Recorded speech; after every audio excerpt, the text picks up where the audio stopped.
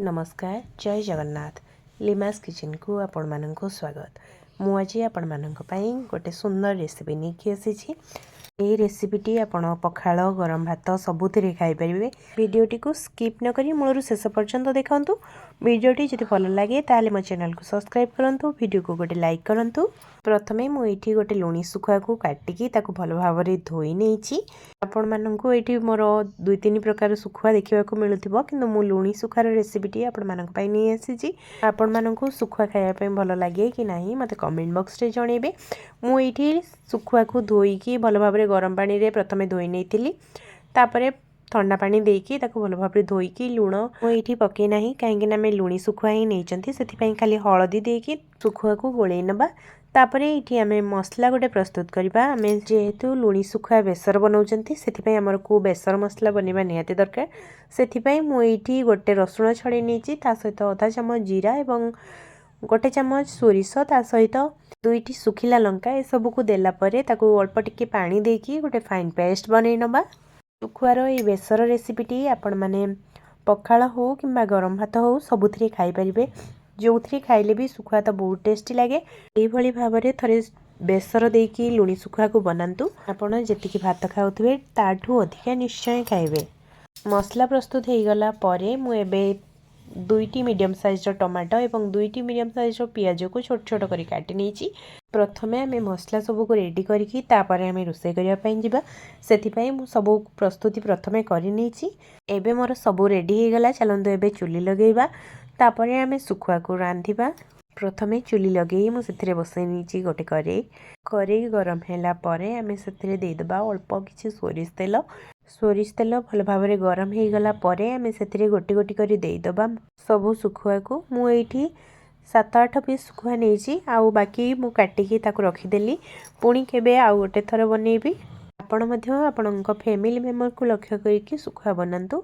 दुई पट साइड रु भल भाबरे भाजी गला परे सुखुआ को आमे गोटे प्लेट को बाहर करि नबा। एवं सेई करेरे आ अल्प टिके तेल देला परे मु सेथिरे ऐड करि देछि पियाज भल भाबरे भाजी गला परे आमे सेथिरे ऐड करिबा टमाटो को। सुखुआरे टिके टमाटो अधिका देले ता खट्टा खट्टा टिके लागे, बहुत भल ही लागे। सेति मु एठी 2टी टमाटो नै जाइछि। टमाटो भल भाबरे नरम हे गला परे आमे सेथिरे ऐड करिबा किछि सुखा मसला। जेहेतु लुणी सुखुआ आमे नेचंती, सेति पई आमे मूलरू शेष पर्यंत कोठी भी लुण पकेबा नाही, काहेकि ना लुणी सुखुआरे बहुत ही लुण थाए। सेति पई लुण को आपण पूरा पूरी स्किप करिवे। तापरे देखंतु मु एठी ऐड करि नेछि गोटे चम्मच लंका गुंड एवं आधा छोटा चम्मच हळदी गुंड। तरकारी को लक्ष्य करके आपण हळदी गुंड पकेइबे। बे आमे सब मसला को आउ थरे भल भाबरे गोळी नबा एवं आउ किछि समय पई कसिबा। सुखा मसला टिके भल भाबरे कसी गला परे आमे सेथिरे ऐड करिबा बाटी रखिथिबा सोरिष मसला को। सोरिष मसला मु एठी सब यूज करि नाही, अल्प गोटे चम्मच पाखा पाखी रखि नेछि। जेहेतु आमे एठी सुखुआ अल्प नेइचंती, सेथि पई मु सुखुआ को लक्ष्य करके मसला नेछि। एबे आमे सेथिरे अल्प टिके पानी ऐड करिबा, काहेकि ना सोरिष मसला को जदि खाली आमे एमितिरे कसिबा सेटा टिके पिता लागे। सेति पई आपण सोरिष मसला कसला बेले सब बेले टिके पानी देकी कसंतु, आपणकर मसला जमा भी पिता लागिबो नाही। एठी सोरिष मसला रो मोर पानी पूरा सुखी आसलानी। मु सेथिरे पानी अल्प टिके ऐड करि नेछि।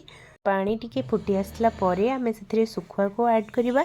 आमे एठी सुखुआ को जमा भी झोल बेसी रखिबा नाही, पूरा लटपटा ही बनेबा, जेमिति आमे पखाल गरम भात सबुथिरे खाई हबो।